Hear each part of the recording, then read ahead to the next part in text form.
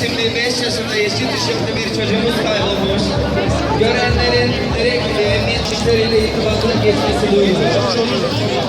5 yaşında yeşil tişörtlü Arifcan isimli bir çocuğumuz kaybolmuş. Görenlerin emniyet güçleriyle irtibata geçmesi yeterli. Teşekkür ederim.